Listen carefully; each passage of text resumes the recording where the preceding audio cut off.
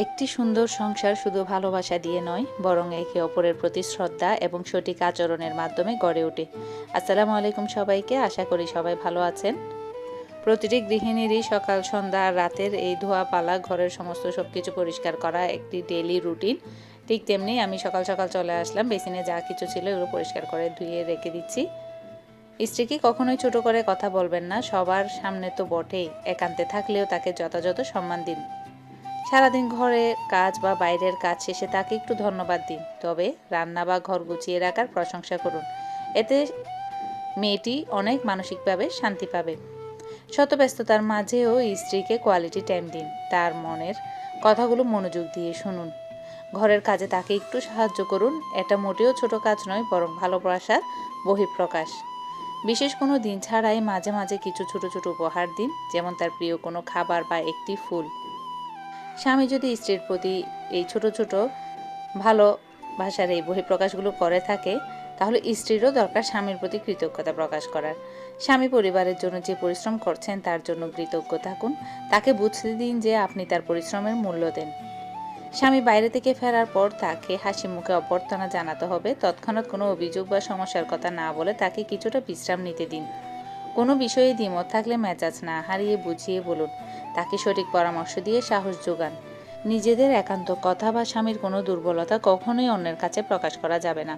স্বামীর বাবা মা এবং পরিবারের সদস্যদের সাথে ভালো ব্যবহার করতে হবে, একটি স্বামীর চোখে সম্মান বহুগুণ বাড়িয়ে দিবে। স্বামীর সঙ্গে যদি ঝগড়া হয়ে থাকে তাহলে তা দীর্ঘস্থায়ী করা যাবে না, কেউ একজন আগে ক্ষমা চেয়ে বিষয়টি মিটিয়ে ফেলতে হবে। সবকিছুর আগে একে অপরের সেরা বন্ধু হওয়ার চেষ্টা করতে হবে। আসলে ভালোবাসা মানে শুধু মুখে বলা নয়, ভালোবাসা মানে একে অপরকে আগলে রাখা। আশা করি আজকের এই ছোট ছোট টিপসগুলো সবার দাম্পত্য জীবনকে আরও অনেক সুন্দর করে তুলবে। কিচেনের ধোয়াপালাগুলো শেষ করে নিয়ে এখন কিচেনের পাশের যেই থাকটা আছে ওটা একটু করে পরিষ্কার করে নিলাম, আর জানালার বাইরে কিছু ময়লা দেখতে পাচ্ছিলাম, তো এখন আমি জানালাটাও পরিষ্কার করে নিচ্ছি। জানালার যতটুকু হাত যাচ্ছে আর কি, আমার ভিতরে বাইরে দুই পাশ দিয়ে সাবান দিয়ে পরিষ্কার করে নিয়ে আমি একটা শুকনা কাপড় দিয়ে মুছে নিচ্ছিলাম। আসলে দেখতে ভালো লাগে না আমার, তো তারপরেও কষ্ট করে যতটুকু হাত যাচ্ছে আমার, যতটুকু পারছি আমি করে নিচ্ছি। তো এই তো এখন এইটাও পরিষ্কার করা শেষ, যতটুকু পারলাম আর কি। আর এখানে বিকেলের সন্ধ্যার নাস্তা হালুয়া আর পরোটা চলে এলো, আর এখানে আমি অল্প সময়ে এভাবেই পরোটাটা তৈরি করে নিই। এভাবে করে নিলে একসাথে কয়েকটা পরোটার মানে খামির তৈরি করে নেওয়া যায়, আবার এটাকে ফ্রোজেনও করে রাখা যাবে। এভাবে করে পরদিন আর মানে রুটি বা ডো মাখার সেই ঝামেলাটা থাকে না।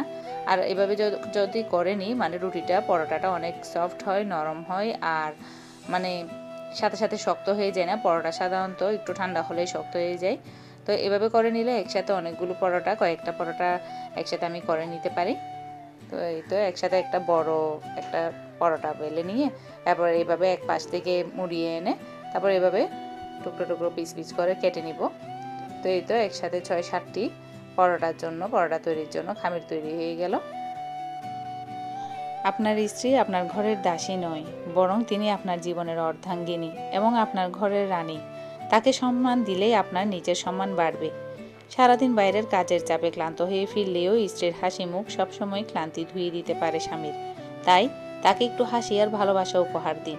একজন আদর্শ স্বামী তিনিই, যিনি তার স্ত্রীর চোখের পানি ঝরতে দেন না, বরং তার মুখে হাসি ফোটানোর কারণ হন। সম্পর্ক টিকিয়ে রাখার দায়িত্ব শুধু স্ত্রীর নয়, স্বামীর একটু ছাড় দেওয়ার মানসিকতা সংসারকে নরক থেকে স্বর্গ বানাতে পারে।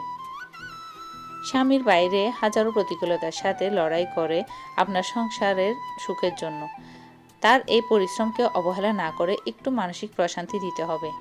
স্বামীর প্রতি যদি বিনয়ী আচরণ এবং মা বাবার প্রতি যদি শ্রদ্ধা থাকে, তাহলে তার হৃদয়ে আপনি এক অনন্য উচ্চতায় পৌঁছে যাবেন। সংসারের ছোটোখাটো অভাব নিয়ে অভিযোগ না করে যা আছে তা নিয়ে সন্তুষ্ট থাকা এবং স্বামীকে উৎসাহ দেওয়া একজন গুণবতী স্ত্রীর পরিচয়। স্বামীর কষ্টের দিনে তার পাশে ছায়ার মতো দাঁড়িয়ে থাকাটাই হলো আসল ভালোবাসা। এখানে হোটেল স্টাইলে আমি পেঁপে, কাঁচা পেঁপে, আলু, গাজর, বুটের ডাল বা চনার ডাল এটা দিয়ে আর মুরগির হাড়গুড় সব কিছু দিয়ে এভাবে একটা ভাজি তৈরি করে নিছি, আর ঘরে পরোটা তৈরি করে নিছি। খুবই মজার ছিল, বাচ্চারা তো খুবই এনজয় করছে। বাইরে থেকে আসলে পরোটা খেতে মন চায় না, সবসময় ভালো লাগে না। তো এইভাবে ঘরে তৈরি করে নিছি, যেহেতু ছুটির দিনও আছে আজকে, তাই ঘরেই তৈরি করে নিলাম। আর এখানে কিচেনের জন্য কিছু টুকটাক জিনিস কিনে নিছি। এখানে প্লেট রাখার র্যাক, কিছু বক্স, 2-3টা র্যাক কিনছি। তো এগুলো সেট আপ করতে হবে বাসায়, মিস্ত্রি ডেকে এগুলোকে দেয়ালে লাগিয়ে দিতে হবে আর কি। তো দেখা যাক কী করে, যে এটা পরবর্তী ব্লগে শেয়ার করব। আর এখানে একটা মানে তেলের অয়েল কন্টেনার নিলাম, এটা এখানে অল্প তেল দিয়ে নিব। তো এইভাবে করে নিলে ভালো হবে। তো আজকের জন্য এই পর্যন্তই। আল্লাহ হাফেজ।